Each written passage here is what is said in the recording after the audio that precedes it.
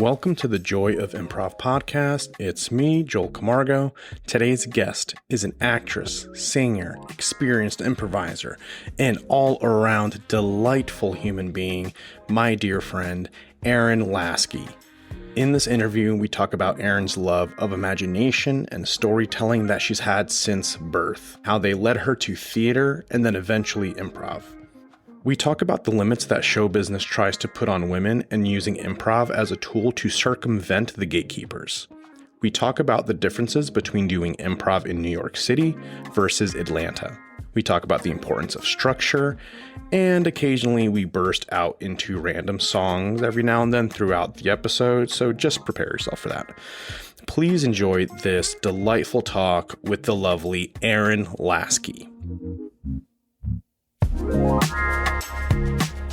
Hey everybody, welcome to the Joy of Improv podcast. I'm Joel Camargo, your host, and I'm sitting here in my living room with the amazing, incredible, hilarious, brilliant, talented Aaren Lasky, everybody. Hi. Yeah. Yeah. Hey, Aaron's here. I'm here. It's me. She's here. I promise you, this is real. This isn't an actor. A recording of Aaren Lasky. No, don't say that. They may believe it. This is a chatbot. No. No, forget AI. We hate AI. Yeah, so I'm so excited and grateful that you've joined the improv scene here. And I'm excited for everyone to get to know you. You've been shining so brightly in the community, producing your own show already with Heightened Improv, which we'll get to at some point. But what I want to hear about first is how you got to improv. What's been your theater and improv journey like? Yeah. So like theater and art and stuff has just kind of always been part of my life. My parents are both journalists and so very big readers. And also just for some, theater just was always omnipresent in our house. Neither of them were theater practitioners, but they just loved theater. We went to see theater shows at the Fox, and we were always watching, the old movie musicals, like the Rodgers and Hammerstein stuff. So local, when you say the Fox, you grew up in the area? Yes, too? Yes. I grew up in Alpharetta. And my grandparents on my dad's side were like that too. Like whenever we were at their house, like Singing in the Rain would be on, like My Fair Lady would be on, so I just have always liked that and always been an old soul and just yeah. So specific to musicals, sounds like were musicals always on? Musicals were always on, but also just old movies and just and I always just liked playing pretend, and I'm an only child, so obviously I had friends, but friends can't be at your house all the time, so there was a lot of alone time too for imagination and. I didn't play Barbies the way... I think a lot of little girls are like this. People think little girls play Barbies. That's in a way that's hey, let's go to the store. My Barbies, were in a soap opera. Mm-hmm. Specifically... Oh, yeah. Yeah. There was some drama. Yeah. There was tea. Yes. There was tea to be spilt. Yes. Specifically one time, I remember I had my Ken doll. My Ken doll, for whatever reason, was a pop star. I had made him that. And one time he was doing a concert, and I broke him. His legs came off. And rather Drama. During the performance. Mid-concert. Oh my God. God. It was a scandal. But rather than throw him out, I wasn't like, he's broken now. I had him go on, so the Princess Diana Beanie Baby, she was the Oprah, and she had a talk show. So Legless Ken and Barbie went on Princess Diana Bear's show to talk about how difficult it was for him to lose his legs and how Barbie supported him through it. Oh my God. I have to get I'm sorry, this is what the podcast is for, baby. It's for these gems. Yep. It's for these gems. Okay, so you're doing this. And what age are you at this time? Or 8 or 9. Wow. So you had an affinity for drama and theater from the get. I just had to entertain myself as a kid. And I loved reading. I always loved reading. So that, storytelling has been a big part. Storytelling, yeah. of who I am and how I relate to people. So yeah. So started at childhood, and then at what point were you able to get your first dip your toes into like a first class or something? Yeah. Was it middle school? Was it high school? Like, so what was fifth grade was my first ever play, and it was actually Midsummer Night's Dream, like kid edition. Wow, your first play was Shakespeare. Yes. Cool. And it was like so there was a program that was like, it was called Horizons. It was like the gifted program, and they were putting on so we would go to that class. We would like get taken out of class to go to gifted class for a little bit, but in that class we put on Midsummer Night's Dream, and I literally vividly remember, so vividly. Can I say vividly one more time? I vividly remember. I didn't hear you say. I said it twice. The first time. You can say it a third time. I vividly, I remember my audition for that in the library. I remember who was there, and I just remember like the language was dumbed down a bit, but not totally. And I auditioned for this was fifth grade. Because fourth grade, the fifth graders did Midsummer Night's Dream. Okay. The Horizons gifted kids did Midsummer Night's Dream. And I was sitting in the audience, and I was watching it, and I went, that's what I'm going to do.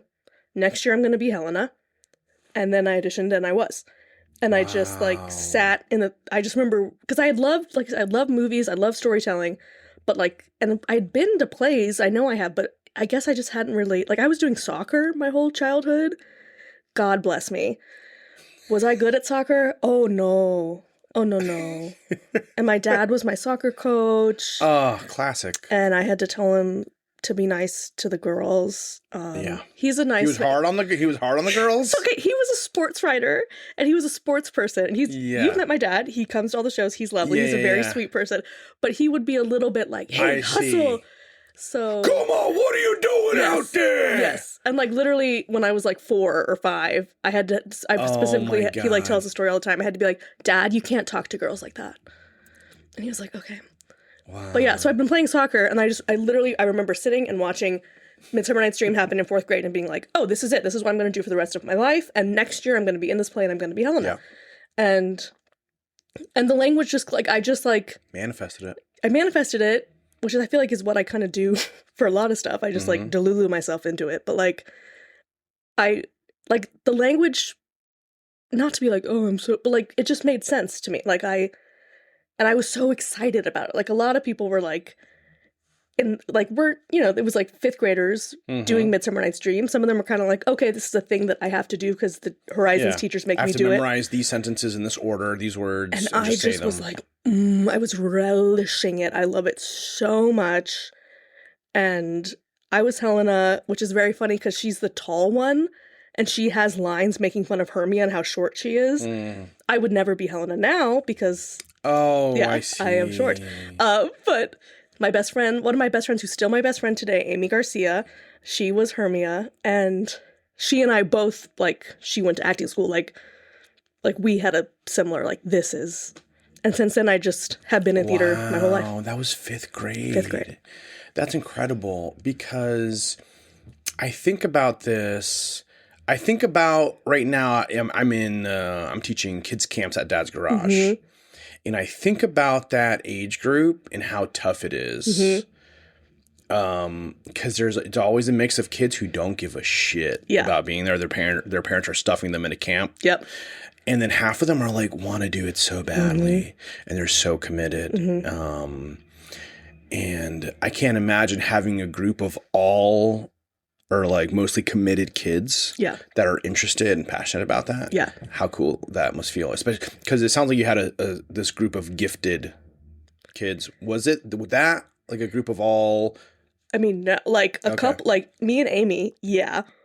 A couple other people, kind of. Most everybody else, it was gifted for academically gifted, but it was that was my next question. How do you get into gifted? I don't know. They just selected you. I don't know. I don't know if that's a thing they do anymore, but because I had one in my school and I always wondered how people got it because it was in our school where I grew up. It was called Gifted and Talented. Yes. And I was like, what does that say about the rest of the school? I know. I had a high reading level, so I don't know. I know. But I'm not gifted in math. I know. Do you know how funny I am in high school? Why am I not gifted and talented? And it wasn't all doing Shakespeare. We did a stock market unit. What did you say? A stock market unit, learning how to do the stock market. Oh, and that was like numbers. So like, okay. But yeah, I just was like, some people were like, this is so boring. Why are we doing this Shakespeare? And I was like, on fire. Okay, I still remember my monologue that I did for my audition. Ugh. Like, that's from the show. Like, I could recite. Like, it's just that language is just in me, and I just love it. Yeah. And I love theater, and it was and I just never looked back. And so from Midsummer Night's Dream in 5th grade, you just like kept doing the plays, the theater every year in school. Yeah. In high school, and so you were just every year. Yeah. Yeah. Yeah, like those were my people. Like I feel like it's a cliche for a reason. Like the Ethel Merman song, there's no business like show business. Mm-hmm. Like there's no people like show people. Like there are no people like show people. Like that's like a very silly song, but it makes me cry. Yeah. Like there are no people there's like no business like show business like no business I know. Yep. Hey, welcome to this episode. It's going to be lots of personages. But yeah, like because like people talk about how hellish middle school or high school was for them, and like in some ways I experienced some of that, but like I loved school because I just was with my theater kids all the time. Yeah. Like, and again, some of those people I'm still friends with today. Like, and yeah, so I just like I was in like the chorus and I was in theater, and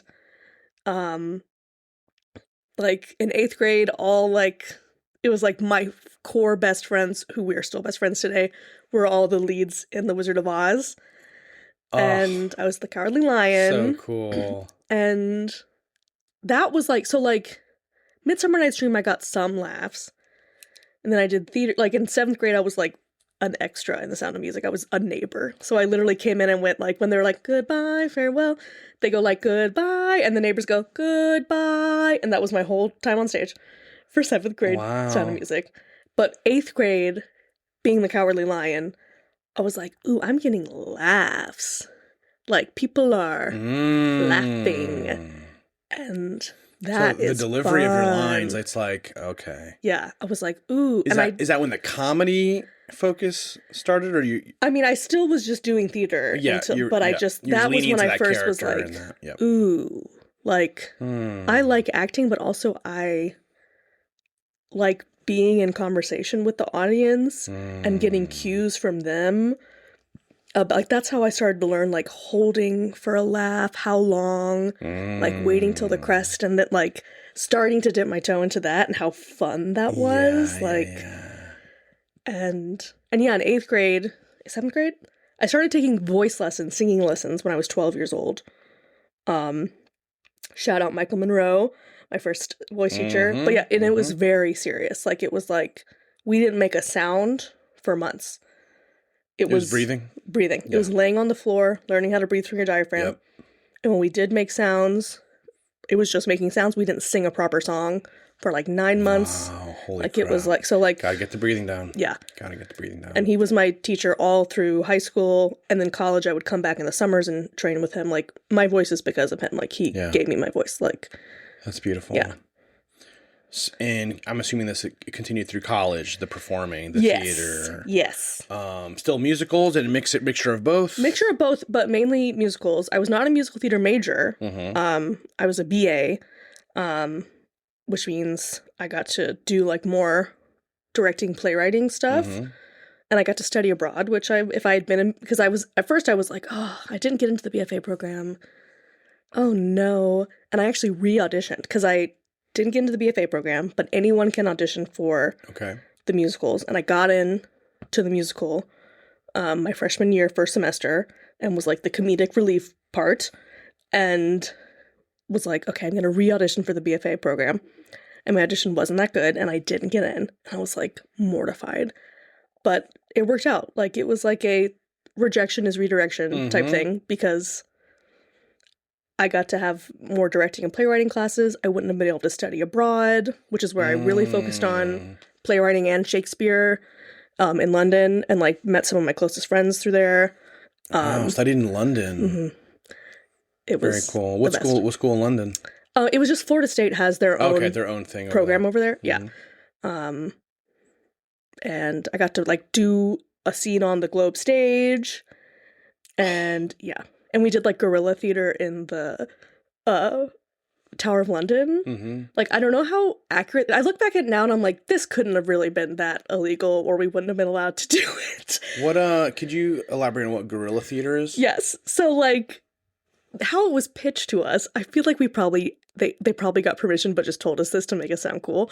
But our Shakespeare teacher who worked at the Globe, Jo Howarth, she was like, so we were learning I just bumped the mic. It's okay. We were learning the history plays. And the project is that, like, so the thing was, you're not allowed to perform at the Globe. It's illegal to perform, or at the Globe, at the Tower. It's illegal to perform, to do theater at the Tower of London. So it's guerrilla, and that guerrilla means, like, underground, unsanctioned, illegal theater. Mm-hmm. Like, so the unit would be, we would learn scenes from the history plays, and we would go to the Tower of London and perform them in the rooms where they happened. But, like, we had to be quiet about it. And if somebody walked in, we had to pretend we weren't doing it because it was illegal. But I was like, there's no way it was literally that. Like, we probably just would have been kicked out. Like, but she made it seem like it's, I was like, because the school wouldn't have let her do that. Yeah. But it was cool. Like, so it's like. That's so cool that you have so much theater and musical experience. Yes. Because I think that speaks a lot to your improv performance also, how committed you are in your character work, your attention to detail, your, like, everything. At what point in your artistic journey did improv enter the picture? Yeah, so it wasn't until after I graduated, and then I interned abroad in London, and then moved to New York. And New York. Big city. Yeah, and I started doing it, like, I was, like, doing the grinding 5 a.m. auditions at Ripley Greer Studios thing, like, taking class, auditioning for stuff, and, like I said, I'd always been more of a comedic character actor, but I didn't have, like, formal comedy training, so I was like, okay, I want to, like, get comedy training, A, to be a better performer, but B, like, you can't put on your resume, like, special skills, I'm funny. Like, yeah. Like, I was like, I need a thing to prove that I know how to do comedy. And it ended up being so refreshing for multiple reasons. One reason is that I had been told directly and indirectly my whole life that, I mean, I had someone at my school tell me I would not work till I was 40 because I was not thin and I was not a romantic lead type. Was the person that told you that in a position of authority, like a teacher? Mm-hmm. Oh, yeah. Wow. And I got told that indirectly always. And, like, I pretty much played the old lady part in so much throughout my childhood. I was in Arsenic and Old Lace in high school. I was an old lady part in college. Love them. Very grateful for those roles. But that happens a lot to kids who aren't thin. They're automatically the old lady comedic relief role, and it's especially jarring to look back at myself, to look at, like, pictures of myself, because I'm a 35-year-old woman now. Like, I'm bigger than I was when I was 18, and I'm like, that is who thought she was so disgustingly large that she couldn't, and was told by teachers that she couldn't. And and it also, like, affected my self-esteem as a person, because if you're being told on stage you can't be a romantic lead on stage, that makes you feel like you can't be a romantic lead in your life. Like, it makes you feel like no one's ever gonna love you romantically or see you that way because you're. And I'm like, yeah, and all that stems from that critique from that person in authority. Yeah, I mean, not just that, but, like, I had been told that, but multiple. That's just, like, the common, like, okay. You know, that type. Harsh feedback was given to you multiple times. Yeah, and not even harsh. Like, that's just, like, kind of the. It's changing a bit now. Okay. Because people like Bonnie Milligan, like, played a romantic lead-ish part in Head Over Heels. Like, it's getting more diverse, but it's just been this, like, accepted knowledge that, like, type is a thing, as if, and so to be a romantic lead or the ingenue, you need to be thin and look and be classically beautiful or white, or as if people who don't look like that don't experience love and aren't loved in real life. But I do feel like it's changing. But yeah, it was kind of like that thing where it's like, okay, cool, you're funny and you're a character actor, which means you're not going to work until you're 40 because you're an old woman part. Multiple people in authority told me I would not work till I was 40. And when you do work, it'll be these certain type of roles. It'll be the ugly, weird best friend. It'll be the weird old lady. It'll be the eccentric neighbor. And finding improv was like, oh, can I curse? Yeah, you can curse. Fuck that. Hell yeah. Fuck yeah, you can curse. I'm not going to wait to work till I'm 40. Because I was like, okay, you're telling a 19-year-old girl who's spending thousands of dollars at your school, which I loved FSU. It was a great experience. This was just a common, not like that she's not going to work for 20 years. Like, what am I supposed to do? And like, so finding improv was like, okay, cool. I can make opportunities for myself now. You can be anything you want. And I can be anything I want on stage. Yeah. Like, I can be the sexy lady. Like, I can be a weird alien. I can be whatever. Yep. And I don't have to have anybody cast me in that. I get to decide who I am. Yeah. And so you took classes in New York. Yeah. What classes were those? I did UCB, and I did some other theaters, cool. And I found like a really, really cool community of people, who were lovely and supportive and collaborative, and that's the thing that I really love about improv specifically. It's present in theater in general is the collaboration piece, but especially in improv, you're collaborating in real time to make something, and I just really love that. And I love, because like I love playwriting and directing. Like I wrote a play in London and did it senior year of college, like put it on, like, and like improv is like directing and playwriting and acting all in one, because like you're editing, like you're deciding when scenes end, when they begin, where they go, and like that's so but you're doing it as a group, which is cool. So okay, so you're in New York, you're taking improv classes at UCB. Yes. Well, how does those classes at UCB compare to your experience taking classes here in Atlanta? I mean, it's very different, like just formulaic wise, and just the other classes in New York too were very I took like a monoscene class where we learned how to monoscene. I was on like a monoscene team. And so UCB is very formulaic and very game focused, and Atlanta is not very game focused, which neither one is better or worse. It's just really different experiences. I appreciate structure. I thrive on structure. So I do love a Herald, like, because you said the bad word. I said the bad word. I know. But it's not in general, I think having structure is helpful because you know, like, the parameters, so you can explore within those, and you can break it when you need to. Yeah. But 100%. I'm a huge fan of structure. Yeah. I think a lot of people hear structure and they think it's less fun or less creative. Yeah. But oftentimes the structure can enable even more creativity and fun. If you know the rules of the game, you know how to play. Yes. It can truly set people free. Yes. In playing. Yes. And having fun if they know the rules of a particular game. Yeah. Because like it's easier to say, hey, we're all going to play Monopoly than to say, hey, go do fun. It's like, okay. Like, just be fun, be funny. Yeah. Like, go. Like we're all speaking a common language. Like, and I was on a Spokane team, which was like the nicest people. Shout out Nemesis. Love them so much. And Nemesis is a... That was the name of our team. Okay. But it was like a kind of a modified Spokane JWS Brown type of thing. JWS Brown? JWS Brown is like Jason Sudeikis, and it's a similar thing to Spokane, where you have like a central scene that you keep going back to. Yep. But kind of more grounded. I love grounded. Grounded is a buzzword for me. Grounded is a buzzword. I think it's a buzzword for a lot of people. Yeah. Let me ask you this while we're on this. Yes. What does grounded mean to you? Grounded in improv to me means... Oh, Midsummer Night's Dream. I just saw it in the background. Grounded means based in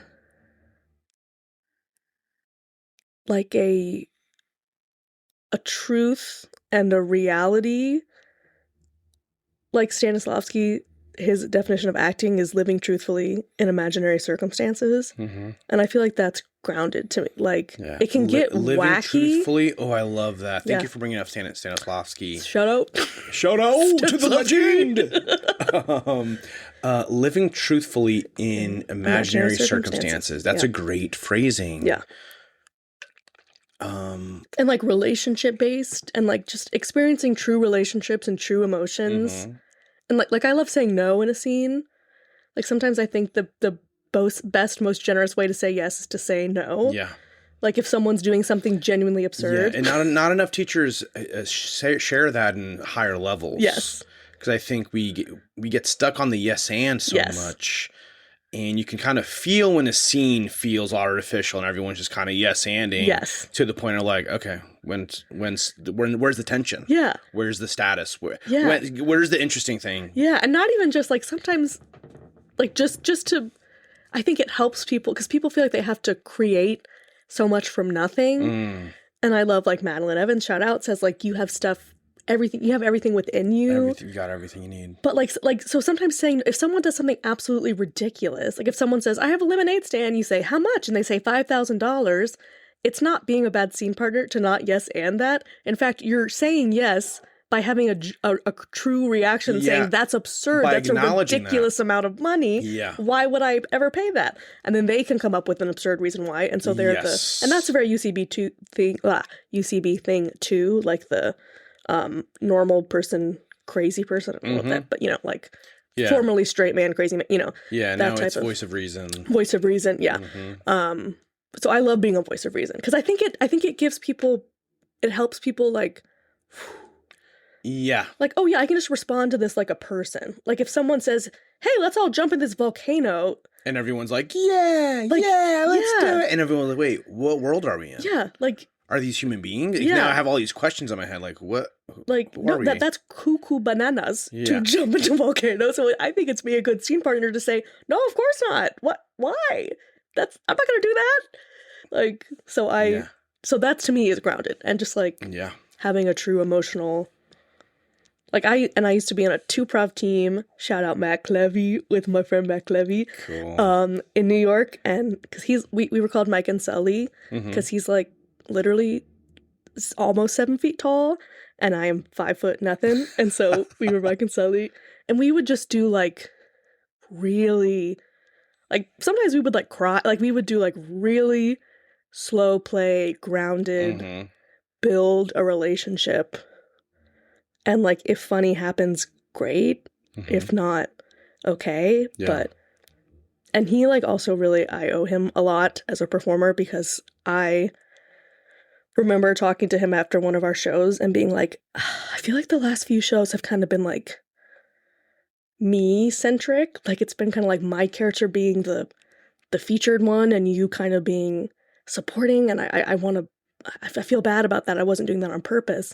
And he was like, no, I did that on purpose because I think I'm happy to be the featured person sometimes, but our stuff is really good when you're the featured person and I'm like you know it was a 2-prov, so it wasn't me totally featured. I get what you're saying. Yeah, he's like when you shine, we both shine, and having what a great teammate and a man specifically tell me as like a 23-year-old woman that he purposely was highlighting me and that I wasn't being like hogging the stage or being ungenerous or being selfish to do that. He's like, no, I'm setting you up for that because you're building a good emotional heart and I'm shining because you're shining. And that was lovely. So like that really helped me be like, beautiful. Hey, cool. Okay.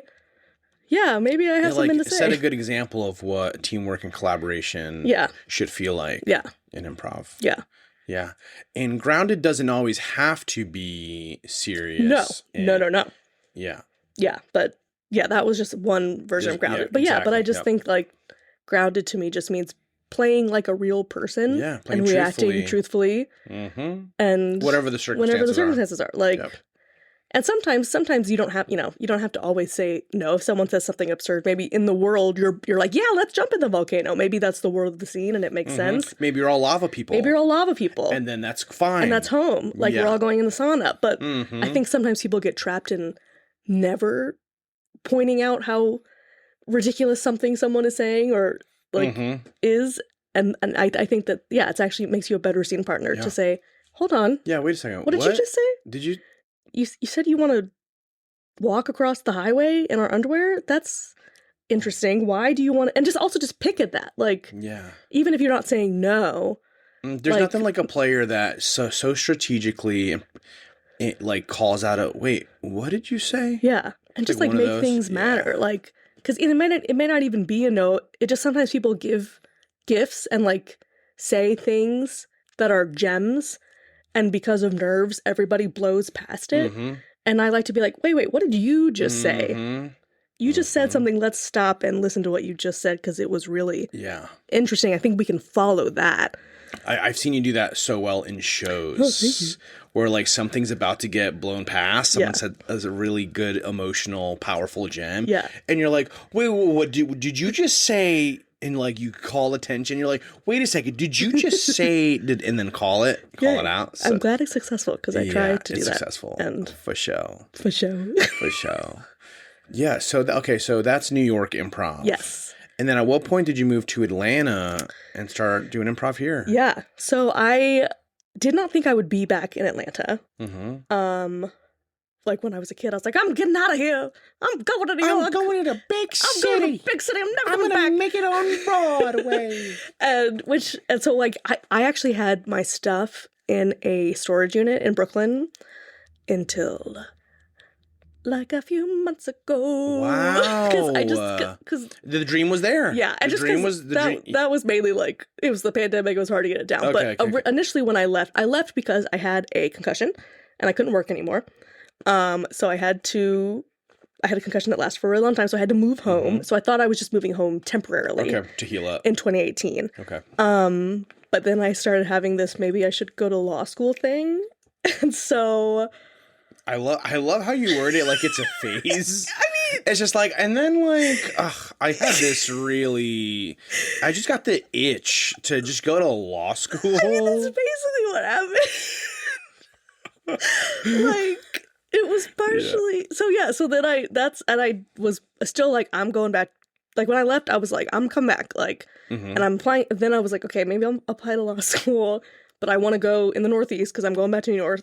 But I got into Emory down here, and so I was like, okay, I'm in Emory, and then I just after law school was done in 2023, I was like, I think Atlanta has stuff to offer. Like, and I like being close to my parents. We're very close, and like family friends, like my childhood friend Paige, who I did theater with, like she just had a baby. Like, so I think I might go back. Like, I still might want to be on the Broadway one day. Like, I'm not done with New York, but yeah, it was kind of weird because I didn't choose to leave New York. New York kind of kicked me out. But like. Yeah, the grind of it. I mean, just the fact that I was injured and I couldn't. I couldn't work. But I mean, like we're like with the Midsummer Night's Dream thing, like seeing a thing and manifesting it. Like the law school thing was kind of like that. It was kind of like I can't really explain to other people why I want to do this, and other people don't really get it. And did you get it for yourself? Yeah, I mean, it's partially that it is really partially that I just kind of had an inner intuition that it was a thing I needed to do. And I just followed it. Just following your gut. But it was partially that it was 2018. It was crappy person in the office, number one. And there were things going on in the world that I did not understand because I had just had a 10th grade civics class like we all did. So I wanted to understand more what was happening and why. And in New York, I had like 1 million survival jobs. So I was like, it'd be kind of cool to have a job that can pay me to live. Yes. And not rely on multiple jobs. Yes. Yeah. And like, not to be too dark, but like when I had my concussion that lasted for a long time, I couldn't read I couldn't concentrate on things. Wow. And so I was like, You love reading. When I got back, I was like, I really like school and reading. Maybe now that I'm better and I can concentrate on things again, maybe I'll do that. And I also wanted to have like a helping profession. Like I wanted to understand the world better, and I want, like, anyone can be an activist. Art is activism. But like, especially seeing a lot of my artist friends in New York, like, have situations where they might need legal help and not being able to afford it, I was like, and just in general, people like, I don't know, I just was like, I felt called to do it, and a lot of people in my life were and are still like, okay, great, so you're not doing that acting thing anymore. And I'm like, oh no. That's still the thing I want to do. Yeah, that's still the thing. Law school is the thing that I'm doing. That's the side thing. I mean, people are like, what? Like, you want to be a lawyer as your day job? That's so you can act like that? I'm like, I don't know, like, yeah. Like eventually I feel like I'd love to have like a nonprofit that helps artists who can't afford. I don't know. I still don't even really know exactly why that's like how that's gonna manifest for me. Like, because I'm not doing that right now as my job because I'm job hunting. But like, you know, I would like to have that as a survival job, which is crazy to say that law would be my survival job. But like, yeah. But also I just had a feeling that it's what I needed to have that education for some reason, and that it was gonna help me make and you got it, the world a better place somehow one day. And so so law school happened. And then, so you came back here after your injury, concussion, New York, started law school, and then where did you find improv in Atlanta? So after I finished law school, like, I'd been wanting to do it. I probably would have done it during law school, but like, I was very COVID cautious and like stuff like that. And so I kind of wait, like 2024 is when I started to feel like, okay, I feel comfortable getting back out there. And I was very nervous about it because I was like, what if I've lost it? It's been so long. But thankfully, you are like such a huge part of my improv journey in Atlanta, and why I feel like I'm able to begin to make a home and become part of the community here, because you were my first improv teacher in Atlanta, and you just created such a warm, wonderful environment in your class. And I also, like, I remember telling you specifically that, like, I really appreciated that you, and it seems like it's kind of more standard practice now, at least in Atlanta, maybe elsewhere, to have, like, community agreements at the top of a class, like, and be like, hey, this is what consent is, and this is what, and, like, doing check-ins, like, because there were some places in New York where I felt very safe, and some places where it was less safe, and people who I thought were safe ended up not being safe. And so coming into class, and not only were you fun and warm and a great teacher, like, but I felt like you were going to take care of us. Yeah. And so, yeah, that made me be like, okay, this place is good. I can keep doing stuff here. And I was at Dad's. You were my level 2 teacher at Dad's. Thanks for saying that. It's so sweet. Genuinely. Yeah, that was a fun group. That was a fun class. Yes. And I do truly love the community agreements and check-ins. Yeah. The number one thing, I think people don't realize this, but literally there's research now that shows, like, when you create a safe space in a classroom, people feel better becoming vulnerable, getting outside their comfort zone, connecting with each other. Like, that's priority one. Yeah. Is create a safe space. Yeah. Especially improv, because, like, in a scripted thing, you know what you're getting into story-wise. So you can kind of be like, okay, today we're doing that difficult scene. How does everybody feel? In improv, it's totally free-for-all. So, like, having a set of agreements at the top and being able to say, like, hey, this is my physical or content boundary. Like, again, like we were saying with structure, I think structure breeds creativity, and within structure, creativity can thrive more 100% successfully, and so without judgment. Yes, and without judgment. So So it took level 2 with me, a really fun class, and then you kept doing the levels. Yeah, I did level 3 and 4, and just really lucked out. Like, Zach Bromberg was my level 3 teacher, so good, such good notes, and I feel like really. He also, I feel like, really, like, drills down, like, be a real person. someone just said something crazy, just be real. Like, what do you, like, do something like that? I don't know. He doesn't sound like that. No, that's a Zach, everyone, that's a Zach Bromberg impression. Zach, I don't know why that was my voice for you. But, you know, like, he just gave really in-depth notes. Yeah. And then Allison Salinger was my level 4 teacher, and she's so good at game. Incredible. So good at knowing, like, teaching and communicating how to do games successfully and recognize patterns.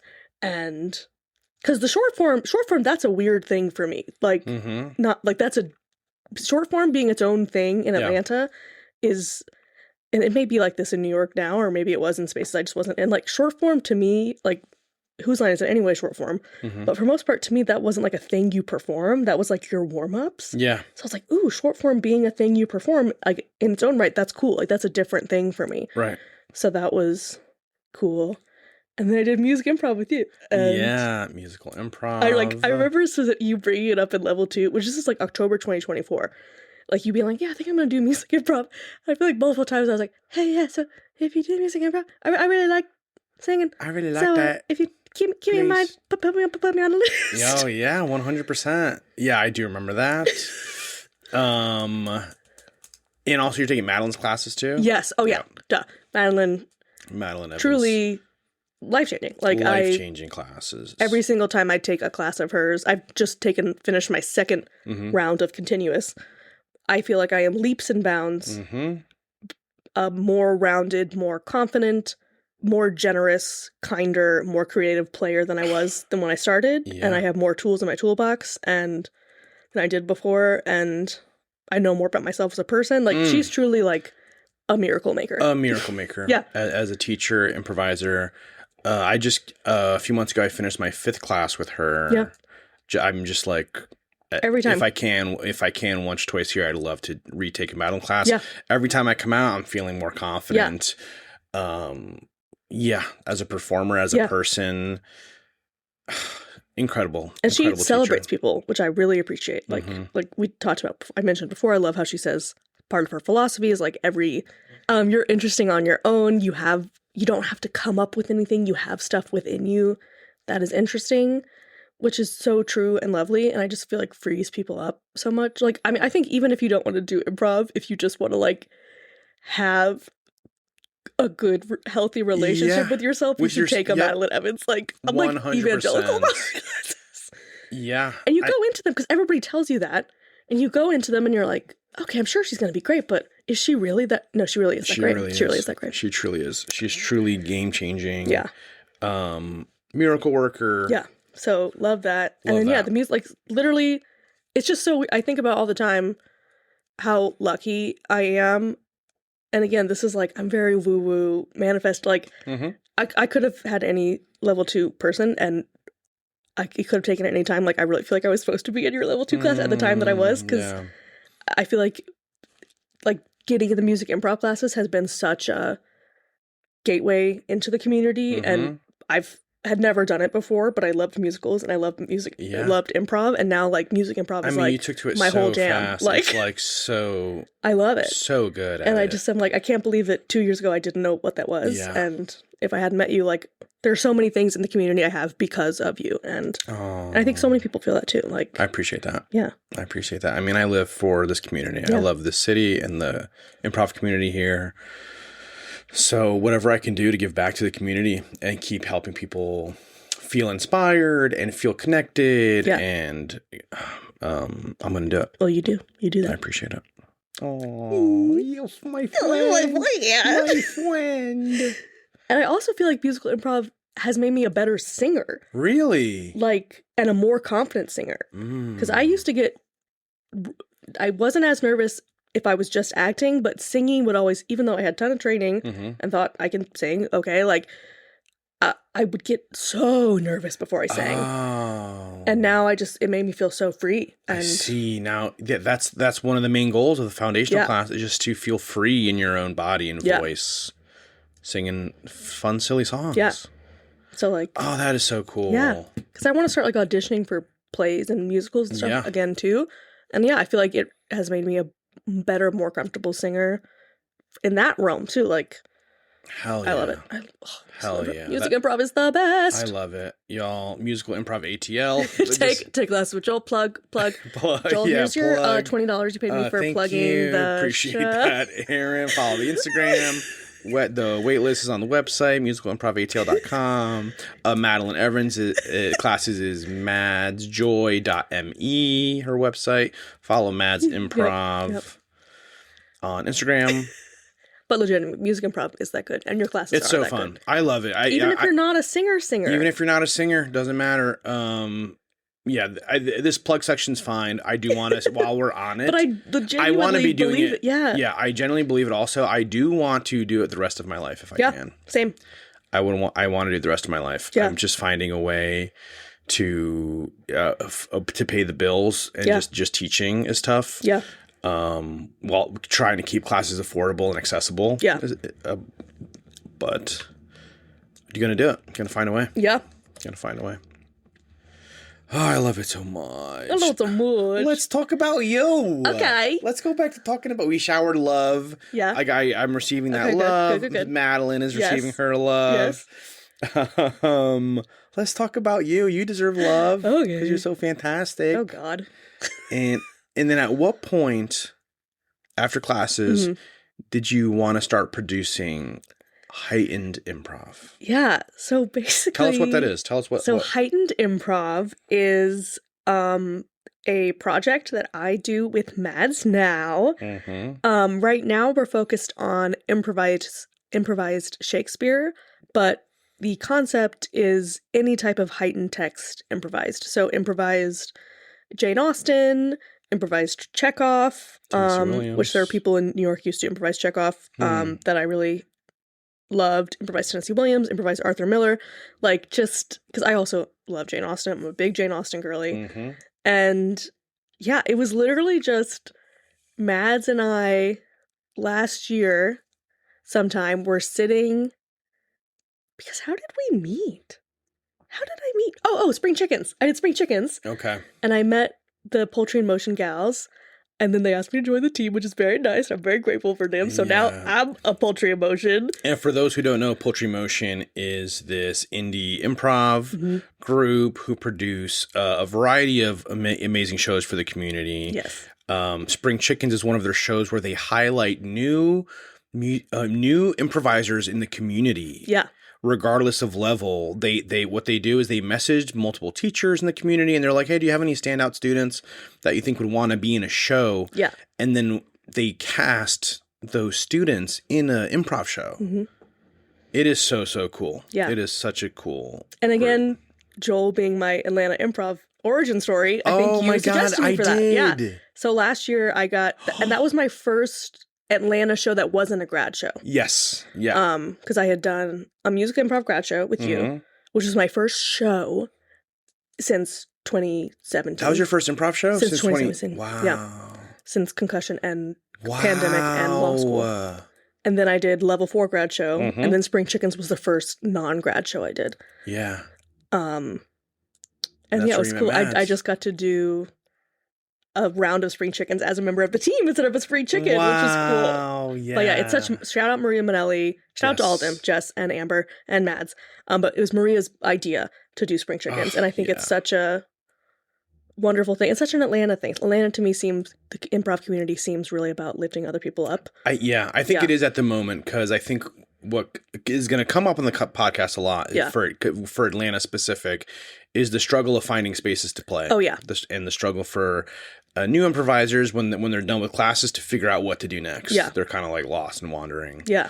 So shows like that. Yeah. I met Mads through Spring Chickens, and we went to see Road Trip, I think, at Dad's.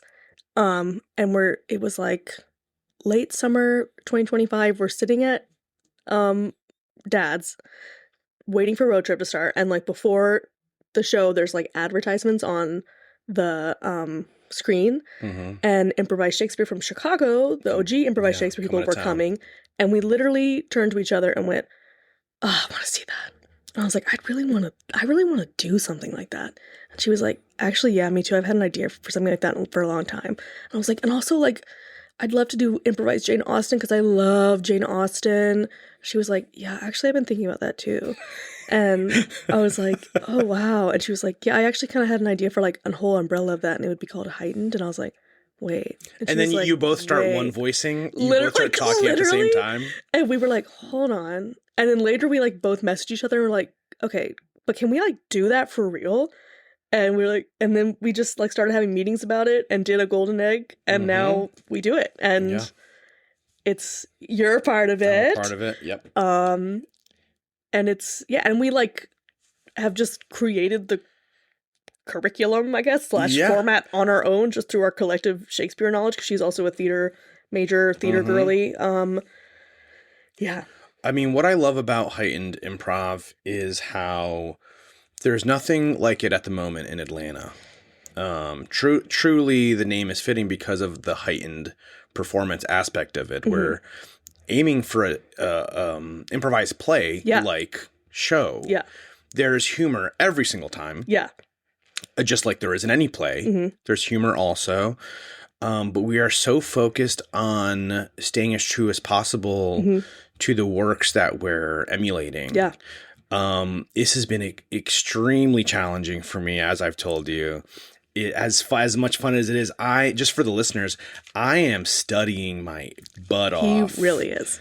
I'm watching Shakespeare. Yes. I'm listening to Shakespeare. I'm reading Shakespeare, and it is so difficult because a lot of the people on the team have a lot of background. Yeah, I think if you don't mind me saying, not in a bad way, you're the person on the team with the least experience in Shakespeare, but I think you have grown the most because you are putting in the work. I appreciate it. And it's really cool and exciting. And like, it's just a lot of fun. Like with that and musicals, like I just love geeking out with you. Yeah. Like I love, because I am just a person who is overly, incredibly enthusiastic about things that I love. And I used to really hate that about myself, but now I love that about myself. Oh, yes. Being cringe is being free. And yes, being cringe is being free. Like, yeah. But yeah, again, grounded being my buzzword. Like, heightened, Mads and I both were like, yeah, I really want to make like a grounded, like we're trying to do a good representation of a well-rounded Shakespeare play.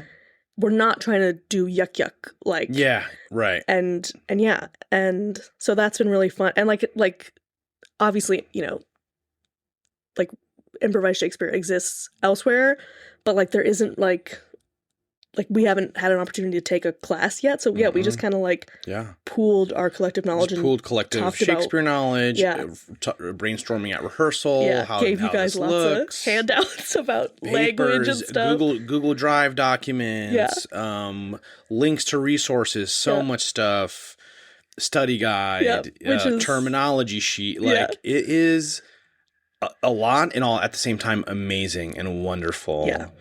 Because I love and appreciate the challenge of learning something new. Yeah. And y'all, this show is, we're both biased, but just take our word for it. This show is so good. It's so good. It's unlike really anything you're watching at the moment in the scene.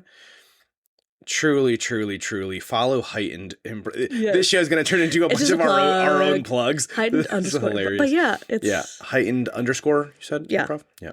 It's so lovely, and it's really cool because another thing that's like an Atlanta specific thing that was a bit of a adjustment for me was rotating casts are very common here, which is there's so many lovely things about that. And then I think it's cool doing Heightened because we're having an opportunity to build an ensemble of people, because it's the same. We're about to add a few people, but like we're trying to get. It's the same people who work together, and we're building chemistry, and especially because it's improvised Shakespeare, it's not just normal improv. There's so, and there really is, we just talked about, there's so much work that goes into it beforehand, like learning the language, getting a shared idea of what the structure is, what the beats are. So yeah, that's been really cool to try to build a solid ensemble of people. Yeah. Heck yeah. What's next in improv for you? You're working on Heightened for a while. Any other projects? I mean, just more music improv stuff with you, which is fun. Yep. I love doing key change stuff. And yeah, I think I want to try to get back to writing, like playwriting. And I haven't really done sketch, so like sketch writing. Yeah. The Venn diagram of the all adjacent art forms. Yes. But yeah, because I haven't written up, like I took playwriting classes in New York too, and like that used to be like a really bad kind of, for a while I was like, that's really going to be, and I just haven't done it in a while, so I want to get back to that. And how much do you think your acting and theater background like affects your improv performances? So much. I mean, sometimes not in a good way. In that... Oh, I want to hear about that, yeah. So I think it's mostly good because I have it like a lot of people... I feel like a lot of people talk about in class, like when people are saying like, what's the thing you want to work on? I think a concept that comes up a lot is characters. Because if you don't have a lot of acting or theater background, like that's obviously something why would you know that? Like, but that is a thing. Doing different characters is something that I feel pretty comfortable with because of that, and having big emotions and being physical and not just being talking head. So those are ways that I feel like, and then doing narrative improv with you in music improv and doing narrative improv in Shakespeare, like it helps me because I am familiar with those beats. I kind of have those beats in my bones. So I think it helps me that way. But in some ways, having a theater background and just who I am as a person, I have a tendency to get stuck in perfectionism and doing things the correct way and doing things. Yeah. And I am trying to free myself from that. And improv is a good place to do that because... The classic artist trap. Yes. Classic perfectionism. Yes. I'm so hard on myself. I'm so mean to myself. I'm so... Be nice. I know. Aaron's so lovely. Thank you. But it's just like it's so funny that I feel like I find it easy to, and I enjoy celebrating others and lifting others up, and I have a hard time directing that back to myself. But yeah, so I think sometimes I pretty much, like Madeline always talks in her classes, like, what are your goals? Mine's like always like, let go of the outcome, let go of perfectionism, and go with the flow. Yeah, I mean, I think it needs to be a constant reminder. Yeah. For all of us. Yeah. Because that voice in all of our heads. Yeah. Not just for you, for it's always there. Yeah. And we have to work so hard and consistently to keep that voice low, to keep the volume down. Yeah. And what I find too is that voice is louder in my head if I'm not taking care of myself too.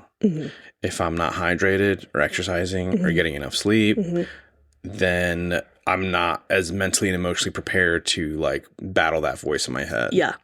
So for anyone listening who struggles with that, drink your water. Drink water. Go to sleep. Go on a walk. Yeah, get some sunlight. Read. Yeah. When I am not reading consistently, it's like not when I don't exercise consistently. I don't. My brain needs it to to quiet down. Here, have some Shakespeare. Have some Shakespeare. Have some of this Jane Austen. This is ASMR. But yeah, I think that being an actor, because I don't really like go into like a different mode when I improv. Like I'm just a performer, and but sometimes having been doing it for as long as I have, I can get stuck in. And it's always me. It's never like this person did that wrong. It's just like, oh, that wasn't the correct move. I could have done something else. Like, because I do love the collaborative aspect of it. So it's never, these people aren't doing it right. It's always me. I let them down. I edited too quickly. I didn't edit quickly enough. I mean, I feel like after any show, everyone's like, I missed this joke here. Oh, I should have worded this differently here. But sometimes I had that at the expense of my own success and my own freedom. Yeah. And how has your improv experience been as a whole? Do you have any like big takeaways that you've learned, biggest lessons, any experiences stand out that you want to share? Yeah. That's a really good question. I think that the biggest lesson for me, kind of like what we were just talking about, is just to go with the flow and also trust. I also, in my real life, we're getting psychoanalyzing myself. Like, I have trouble asking for help, and I'm hyper independent, and like I have trouble relying on other people. Not because I don't trust them, but because I'm afraid of being a burden to people. And in improv, you have to. Like, your life is in their hands. Yeah, like you're on stage. Yeah, on stage, and no, it's that. No, it's that dramatic. It's that dramatic. It's that. Joel has said, if you don't do well, I will beat you up. No, my life is in your hands on stage. Like, that's what, because you don't have anything else to rely on. There's no script. There's no set. There's no costumes. There's no, like, you are each other's lifeboats. And being able to not just let go of perfectionism and let go of a certain outcome, but letting go of that certain outcome by trusting my fellow teammates, by trusting the other players on stage, especially in Atlanta where rotating casts are so common. Sometimes you're like, hey, nice to meet you. Let's go do a show together. Yeah. So you just have to radically trust people and trust that they're gonna, because the you've got your back thing is such a funny thing to me in improv, because it's like before a show you say I've got your back to everybody, and it can just become kind of like a like you're saying good morning, like I don't know, a thing a thing you just say, a throwaway thing. But I feel like that really you have to have those people's backs and trust that they have yours. And to let go of, I don't have to carry this all on my own. I don't have to make all the decisions. I don't have to be the best for everyone. I don't have to be afraid of inconveniencing others. I have to let them carry me. Has made me a better performer and a better person, I think. And yeah. And I think best improv, just so many, except doing music improv in general really has changed my life. I really feel like it's where I'm supposed to be. It feels great. And so, those have been so great. And I've been very lucky to get to do road trips. And I've gotten to do some road trips with really cool people recently, which has been crazy. Anna Garcia from Road Trip. Yeah.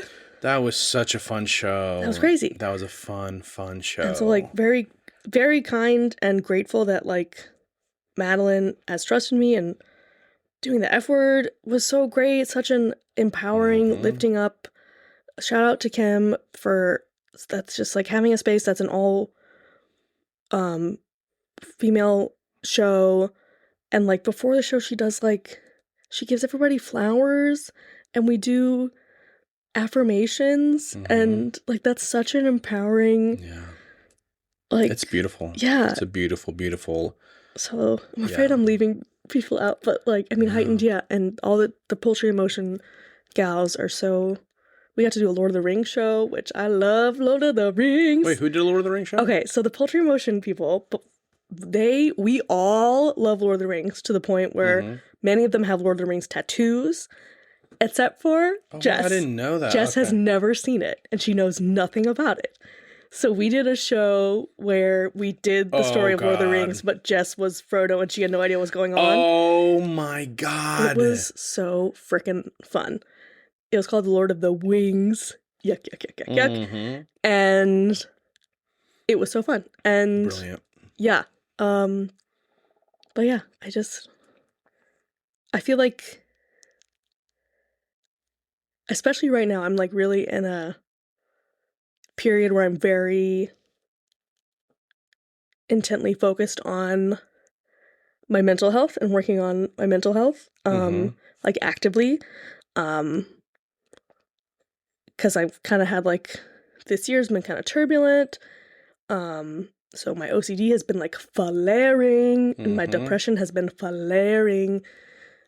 And so, having improv not only as a space to learn to let go and trust others and to be helped, but the community, has been so wonderful, and letting myself meet new people and be loved by the community and trust people when they say that they love me and want to work with me, and let that sink in and try to think of myself as someone who's worthy of that trust people are putting in by casting me in their shows. And and you even going to say like trusting people and community building, it just took you going to a show to run into Mads, to be next to each other while seeing the TV, saying out loud to another person like, oh, that'd be cool to do. Oh yeah, that would be cool to do. Yeah. And then a DM later is like, hey, do you want to do this thing? Yeah, like, let's do it for real. So just to say, like, you know, these conversations could happen in class, at a show, at a jam, talk to people you connect with, that you like to be around them. Yeah. And then follow through. Actually do. Like, if someone has an idea, get coffee. That conversation could have ended there. We could have been like, oh yeah, I would love to do that one day. But then we were like, no, let's do it that for DM, real. That DM was the pivotal moment, right? Yeah. That makes it happen. Yeah. Is somebody just straight up asking. Yeah. Do you want to do this thing? Mm-hmm. Yeah. Do you want to get coffee or lunch or hang out, go for a walk? Let's talk about it. Yeah. Yeah. Crucial. And it's such a welcoming and kind community. Like, it genuinely is. And I'm just really lucky because I was kind of nervous getting back into it, but like, Where do you think the nerves were coming from? Just, like I was worried that I'd lost it, and also just having to start all over because I had built a community in New York and thought I was going back to them, and to have to start from the beginning to find my place in the community again, I was nervous. But yeah, it's such a truly kind community, and it makes me feel very, like, welcome and like I have something to offer. And do you have anything on your mind or heart about your experience in improv that you want to share to the community? I guess just like, I think the foundation of being a good artist is kindness. Like, truly. Like, the foundation of being a good person is kindness, but, like, not just because it will get you invited back. It'll get you, if you're pleasant in the room, like, you're told that in theater school, like, be easy to work with because you'll get more jobs. But just because the reason that we do this, the reason that someone is drawn to a creative life is because there's something in you that wants to get out. There's something inside of you that you feel that you want to express and share with the world and use that to connect to others. And that's very vulnerable. And that can only truly be nurtured and be expressed fully if you feel safe and if you experience kindness. And so you'll do your best work when you emit kindness, and you will allow others to do their best work and to show that special, unique, gooey, vulnerable part of themselves through art when you create a kind environment. And so, that's like really, like, I just think, like, show people have always been my people. Like, and I've always been part of big groups of theater people. And there's truly such this openness and kindness with theater and artists, where to do improv requires such a level of vulnerability and openness. And kindness is truly the center point. Be kind to listen and to stay committed in on stage with each other. Is it kindness? I love that. Like, there's like a West Wing quote that's like, if you're going to jump off a cliff and I'm going to jump off a cliff, why don't we jump off together? And I feel like, like, doing art, especially improv, because you don't have the support of a script written down for you, or the dressings of the trappings of a play. You don't have a set, etc. Like, doing improv is taking a big risk.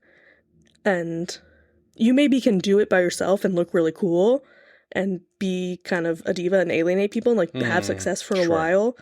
But not only will you not have longevity, you won't be doing the best honest work. And, like, you know, like, the purpose of playing as twert, as Shakespeare said, is to hold a mirror up to nature, like, and to get that thing out of you and show it to people. And you can't do that if you're hiding behind haughty facades and not willing to go there with people, and also if you're not receiving kindness through others. So, like, being collaborative, holding hands, and jumping off this cliff that is doing improv is the best way to be successful, and the whole reason that we're in. Otherwise, you wouldn't. This is a hard life. Nobody chooses to do this. Yeah. For the security. Like, again, like, so many people in my life are like, you just got a law degree, you're going back to that? What are you doing? I'm like, that's what I'm here for. Like, that's what is inside of me. And you can only do it if you that's what give feeds your kindness heart. And receive kindness. Was that too much? Was that too verbose? That was beautiful. Okay. That was exactly what we needed to hear. Yeah, how you feeling? Good. This is going great. Yes. You're doing fantastic. I feel like I'm talking too much.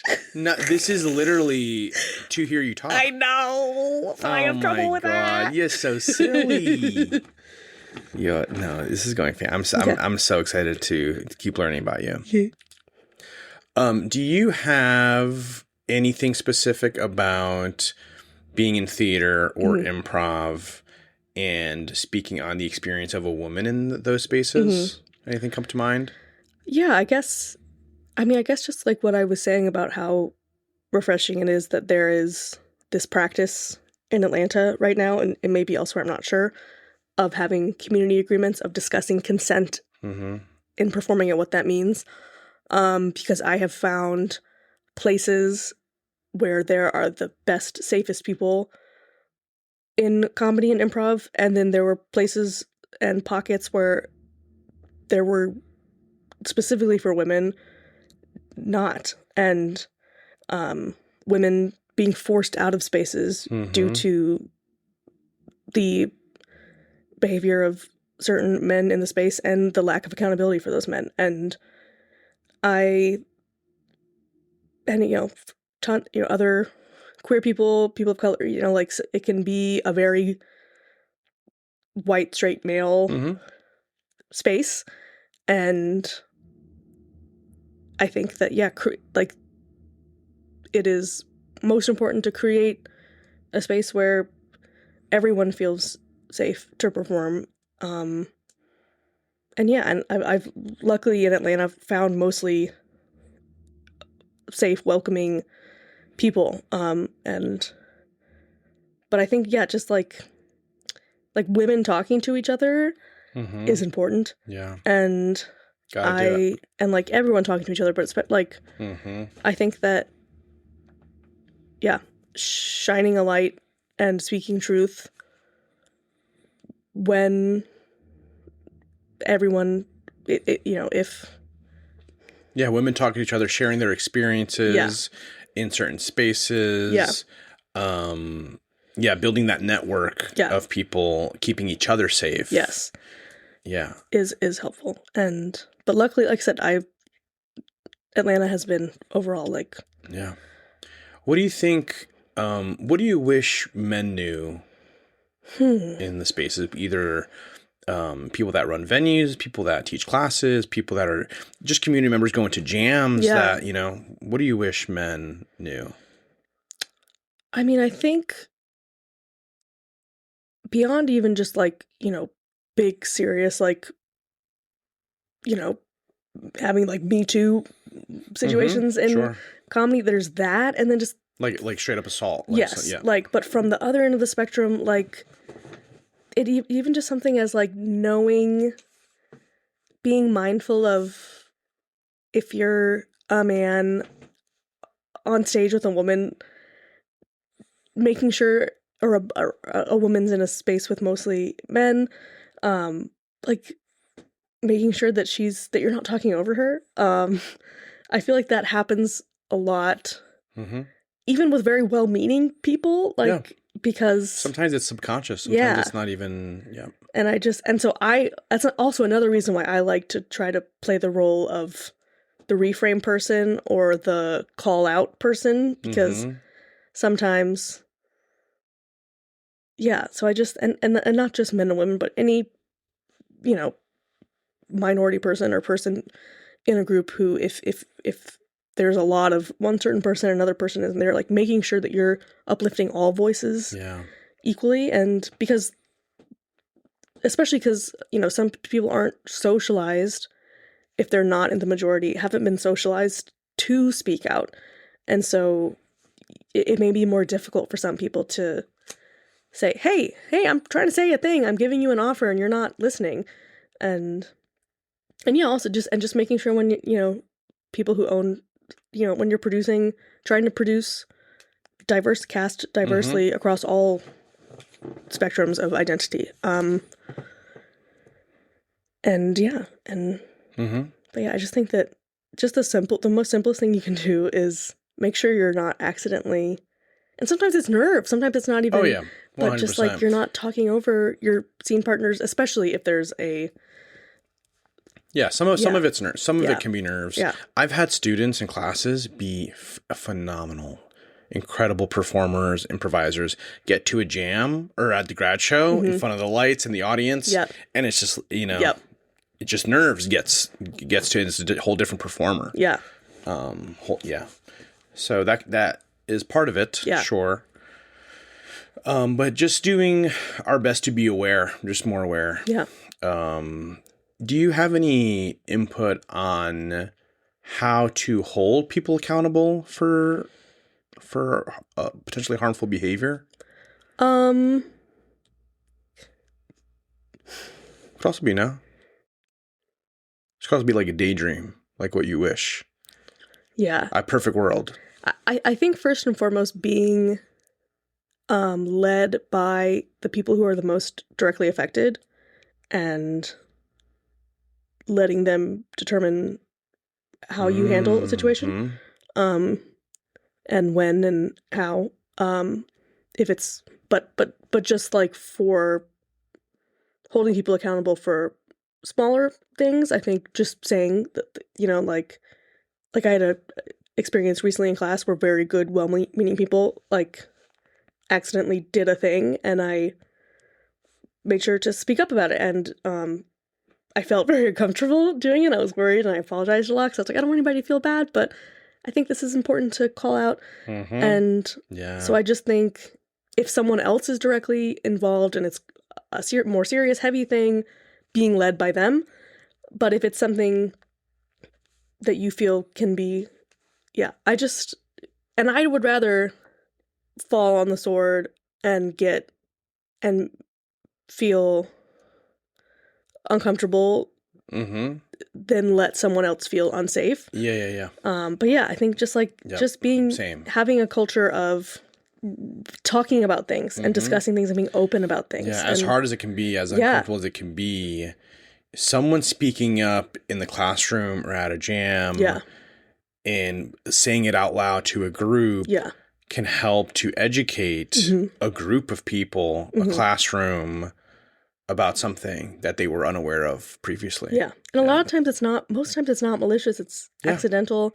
And also being willing to accept modeling, because I'm not a perfect performer. I make mistakes. I have my own biases and blind spots. So modeling to other people that when you get feedback, accepting it with grace and kindness and implementing that feedback in real time. So being someone who is willing to accept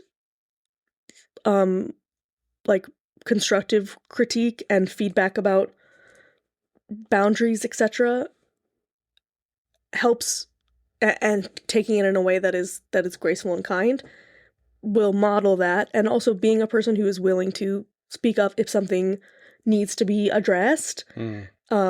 And like just saying, especially if there's a teacher saying, hey teacher, this happened, like maybe you even don't do it in front of everybody, maybe you talk to the teacher, or maybe you feel like you need to do it in front of everyone, in a kind call-in type of way, but I think that doing art requires bravery, and doing art safely requires the bravery to sometimes have difficult decisions, and someone has to be the person who's willing to begin that conversation. And to build and foster a safe community, it takes everyone involved to keep it safe.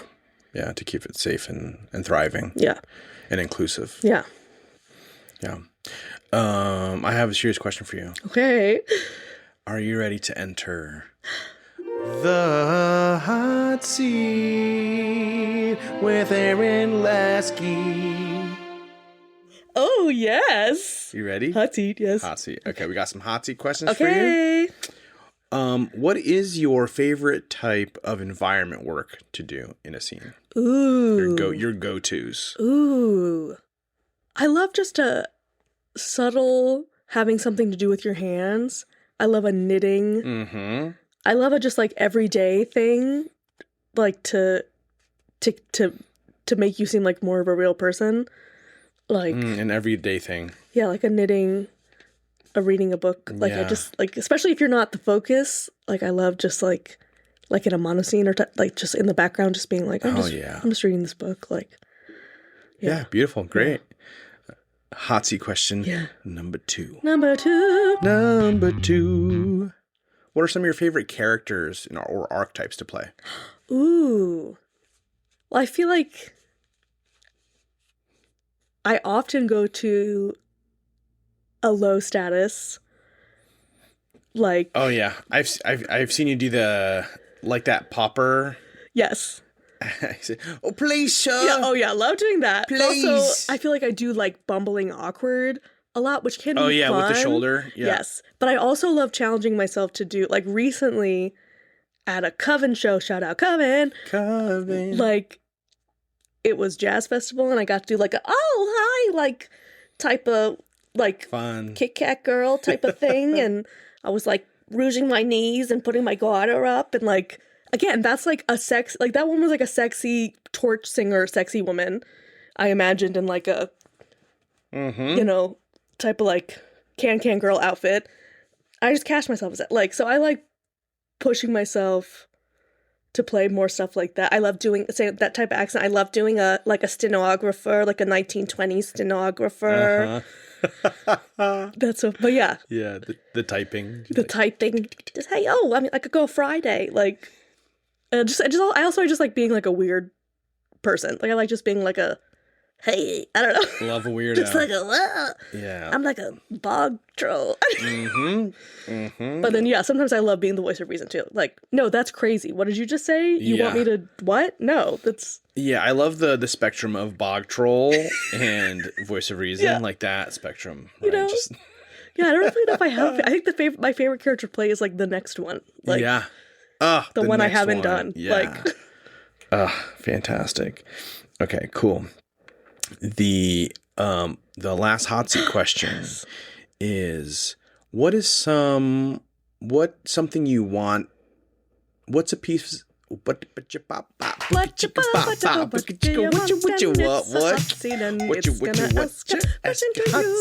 ask you a question. All right, Matt. We're doing that again. Oh no, keep that in. Keep that in. That's gold. 90% of Joel and I's real life conversations are that. Yeah, we're gonna go to the coffee tomorrow and let's go do that. Hey. So that's true to life. That's true to life. Okay, cool. Keep it in, Matt. Sure. You don't have to keep it in, but. Last question is: what's a piece of advice you want to give to new improvisers who are just starting out? I just have like 70 things. Yeah, it's tough. Trust yourself. Don't be afraid to look ridiculous, because we all look ridiculous. And in ridiculousness and cringe, there is freedom. And trust your scene partners. Oh, I want to write that down. In ridiculousness and cringe, there's freedom. And yeah, but believe in yourself. And also, you don't have to be the number one best, most perfect improviser to be a valuable part of the community. Like, you can just do it because it's fun, like a hobby, like, and just continue to show up. Like, I think continue to show up. That's number one. Like, continue to show up for yourself and for others, and just don't be afraid to fail and to look silly, because looking silly is the point. It's the point. Just look ridiculous. It's okay. Because where else do you get to do that? Where else do you get to look silly and to imagine and without... do it with friends. To do it with community. Yeah. All looking ridiculous together. Yes. Come on. Beautiful. Dream. Absolutely beautiful. Dream. Aaren Lasky. Thank you so much. Thank you. For being here, for chatting with me about improv, and for chatting about your amazing self and sharing yourself with me and with the beautiful improv community here in Atlanta. I'm so excited for everyone to get to see you perform, to watch Heightened Improv perform, Poultry in Motion. I'll tag all that stuff in the episode description for everyone to click and follow. Thanks so much for hanging out. Thank you. Thank you, Aaren. Thank you for being my improv godfather in the scene. Well, you know, this is the improv godfather. This is me. I could have been. This is now how I made this choice, and now this is how the episode is ending. Hey. Thank you for joining for the Joy of Improv podcast. Marlon Brando. Everybody take care out there. Oh, no. I have to commit. Thank you so much for joining me for the Joy of Improv podcast. Yeah. This is Joel Camargo with Aaren Lasky. Bye. And scene. I want to say thank you to Matt Isaacs. Thank you so much, Matt, for editing these episodes. Matt is a talented and kind member of the Atlanta improv community. If anyone out there has any audio editing or song mixing needs, please reach out to me at joel@thejoyofimprov.com. I'll connect you with Matt and get you on your way to getting some clean, fresh audio. If you're enjoying the podcast and you want to support and keep this podcast going, you can support in one of two ways.